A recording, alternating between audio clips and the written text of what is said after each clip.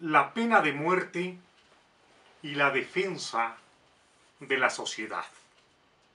Yo no voy a aguar mis opiniones, como hacen todos los devotos, los beatos, de esa morcilla, donde meten todo lo que se refiere al llamado pensamiento político correcto. Ese pensamiento político correcto que tanto agrada a las ONGs, a los tontos de capirote, a los demagogos, a los miembros de parasitarios organismos internacionales que hablan en eslóganes. No, yo voy a reflexionar sobre la pena de muerte. Para definir mi ánimo, voy a contar que hace pocos días hice un extraordinario descubrimiento intelectual. Conocí y leí a la pensadora, a la filósofa alemana Elisabeth Noel Neumann. Ella refiere categóricamente, rotundamente, cómo la opinión pública nos va devorando como un vampiro, chupando las ideas que eventualmente nosotros podemos empezar a tener o que empiezan en nuestra cabeza a germinar. La llamada opinión pública, que es el supuesto pensamiento de la mayoría, nos convierte en esclavos voluntarios, alegres esclavos voluntarios, porque decidimos, entre comillas, pensar como los demás, pensar como el resto, sumarnos a ese supuesto pensamiento con alegría, como quien va a una romería donde el santo o la virgen preferida o preferido. Yo no estoy para romerías. Cito, recojo el pensamiento formidable de Elisabeth Noel Neumann y no temo al aislamiento, no temo a la crítica y voy a defender la pena de muerte como una posibilidad jurídica debidamente reglamentada, argumentada y delimitada. Creo que este es un tema que amerita que las sociedades contemporáneas lo analicen en forma detenida y en forma realmente rigurosa desde el punto de vista jurídico, sin caer en falsos humanismos. ¿Por qué hago este razonamiento? En los periódicos del mundo, aunque ahora prefiero circunscribirme más a América Latina, porque esa es la visión que más me interesa. Pero en los diversos periódicos del mundo, en forma reiterada, se publica noticias de este jaez. La policía detiene a peligrosos delincuentes. Estos peligrosísimos delincuentes, en muchos casos avesados criminales que actúan con temeridad, alevosía y ventaja, estos peligrosísimos delincuentes salen libres y vuelven a delinquir, y vuelven a violar, y vuelven a asesinar, y vuelven, una vez más, cuando son detenidos, otra vez a salir libres. Esto se ha convertido en un círculo del mal, en un círculo del terror, en un círculo vicioso. Las causas de este círculo suelen atribuir los analistas de medios de comunicación, de periódicos amarillos, amarillentos por conceptos vetustos, a causas que se las puede llamar incidentales. la función judicial deteriorada, obsoleta, las cárceles en estados depresivos y deprimentes, la policía no competente, no en cabal cumplimiento de sus actividades, en fin, se arguyen este tipo de cosas. Pero creo que a estos hechos que he llamado incidentales y que no desconozco, hay que agregar otros, o quizá uno más. Sobrevuela en el mundo, va con los vientos políticos ideológicos de muchos sectores, una teoría jurídica que se denomina el abolicionismo. Un abolicionismo que colinda, que comparte límites con el abierto anarquismo. Quiero, por lo mismo, hablar de las constituciones liberales que piensan que los crímenes deben ser castigados y que dejar un crimen sin castigo es dejar un cabo suelto en la sociedad. Pienso también en el cúmulo de constituciones garantistas que a nombre de los derechos humanos afirman que todo criminal, incluido aquel a quien se lo coge infraganti, debe ser tenido, interpretado, concebido como inocente, mientras no haya una sentencia. Actualmente aparece algo que más que un derecho, que un corpus legal, es un bochorno: la justicia indígena, que carece de tradición, que carece de normas escritas, que carece de sustentos, de jurisprudencia, de valores que nos permitan hablar de la misma con solvencia.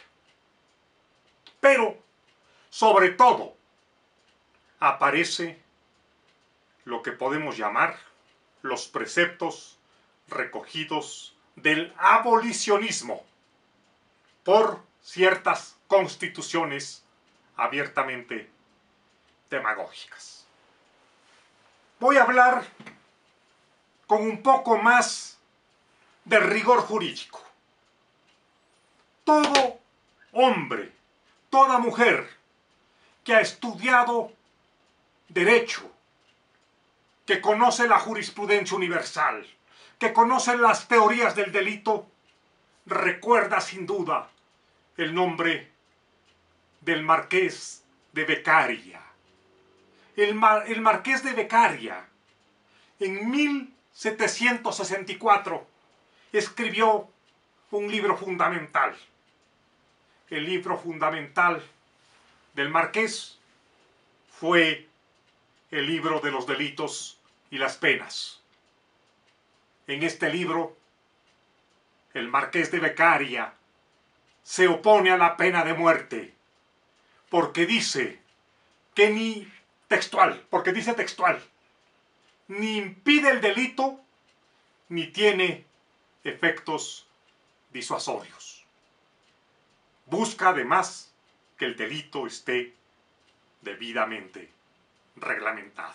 Ante la ideología de la mano dura y ante la posición del Marqués de Beccaria, he dicho y lo repito, surge el abolicionismo, teoría que encuentra básicamente su sustento en Michel Foucault, el filósofo francés que en 1975 escribe un libro fundamental para el pensamiento de Occidente, para el pensamiento jurídico del que estoy hablando. El libro se llama Vigilar y Castigar. En ese libro, Foucault es abiertamente abolicionista. Es abolicionista porque dice que las cárceles, que los hospitales, que los manicomios, en tanto separan a los supuestos enfermos, a los supuestos no normales, a los quienes supuestamente o realmente han delinquido, se está aplicando una concepción de poder dominante exclusivamente beneficiario de un sector y sin duda radicalmente excluyente. Profundizando en la teoría, ya desde una óptica jurídica, el victimario, el delincuente, se convierte en rigor en la víctima, porque el delincuente, el victimario, es, bajo esta óptica, una víctima política, económica, social, maltratada por la comunidad, maltratada por el establecimiento en vigencia. Por lo mismo, el criminal, el delincuente, lo que hace, extremando la interpretación, es devolverle a la sociedad lo que de ella ha recibido. El abolicionismo tiende, por lo mismo, disfrazado de un humanismo, a buscar el perdón aún de los mayores delincuentes.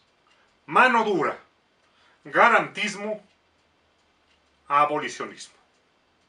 Me inscribo más bien en el garantismo, pero creo que es importante también inscribirse en la democracia y a inscribirse en la defensa de las normas, en la vigencia de la ley. John Rawls decía que es una equivocación pensar que la democracia es el desorden, el caos, la interpretación arbitraria. La democracia es la institucionalidad, la normativa, la vigencia de la ley por sobre todo. Dentro de ese marco, yo creo que debe normarse la pena de muerte e incluirla como una defensa social, sobre todo en caso de delincuentes terminales, delincuentes avesados. Y digo terminales y avesados porque no tienen ni tendrán ninguna posibilidad de reforma, de recuperación, de reintegración a la vida social. Cito varios ejemplos para ilustrar mi posición. Actualmente en los Estados Unidos está por concedérsele la libertad, luego de muchísimos años de prisión, al temible delincuente y fanático Charles Manson. Este Charles Manson asesinó en masa y causó un terror, un pavor y un repudio mundial, porque una de las víctimas, sin desmerecer a ninguna, fue Sharon Tate, la actriz que estaba embarazada, esposa de Roman Polanski, el cineasta. Por datos estadísticos, conozco que en los Estados Unidos, por cada delincuente condenado a cadena perpetua, el Estado gasta aproximadamente $600,000 per cápita. Una cifra sumamente elevada. En Ecuador, país sudamericano, hubo un delincuente, violador, criminal colombiano conocido con el remoquete del monstruo de los Andes. Asesinó, luego de violar, a más de 100 adolescentes y jóvenes ecuatorianas. Entró a la cárcel, fue tratado con privilegios, con protección de derechos humanos y buscado por la policía, por los periodistas que pedían entrevistas, que buscaban primicias de este delincuente, que finalmente, con reducción de pena, salió libre. Se fue a Colombia, su tierra natal. Sé por la prensa que allí murió asesinado. Otro ejemplo, el caso del dictador militar Videla en Argentina. Quizá en alarde de modestia, como dice Juan Gelman, el poeta, confiesa que no ha matado a 30.000 personas, sino a 7.000 no más. Dice además que Dios sabe lo que ha hecho y que ha hecho el bien de Argentina, el bien del mundo. Está tranquilo. Este momento tiene prisión en Argentina, pero no creo que a monstruos como Rafael Videla se los pueda perdonar. Cito un caso más. En Noruega, una nación privilegiada que ocupa siempre el primer o el segundo lugar en los índices de desarrollo humano más elevados que publica anualmente Naciones Unidas. En esa sociedad ultracivilizada, el delincuente y fanático Behring Breivik asesinó hace un año a más de 80 personas a mansalva. Actualmente, este hombre no se arrepiente. Se ha demostrado que no está loco. Ha narrado en forma pormenorizada cómo planificó y cometió su crimen masivo. No creo que se pueda decir que Breivik es inocente mientras no se demuestre lo contrario. El presidente de Ecuador, el economista Rafael Correa, suele burlarse de los Estados Unidos porque dice que allá existe la pena de muerte y que eso demuestra que se trata de un país que cojea de la pata de la civilización efectiva. Discrepo con el mandatario. En el Ecuador existe pena de muerte, pero no para los criminales, sino para los pasajeros que se suben a los buses. Pena de muerte para las mujeres víctimas del maltrato en los hogares. Pena de muerte para peatones en las ciudades. El mandatario se conduele porque en los Estados Unidos hay pena de muerte aplicada a criminales, asesinos, infragantis. Por eso invoco la pena de muerte. Por eso la convoco debidamente reglamentada. Cada vez que muere un inocente, hay que hacerle la autopsia a la sociedad. Es una lástima que existan juristas, periodistas, hombres y mujeres de bien, que no se alarmen por la muerte de un inocente, sino por la muerte debidamente normada de un culpable. No hablo de ley de fuga, no hablo de gatillo fácil, hablo de normas debidamente establecidas por escrito en la Constitución y en el derecho penal.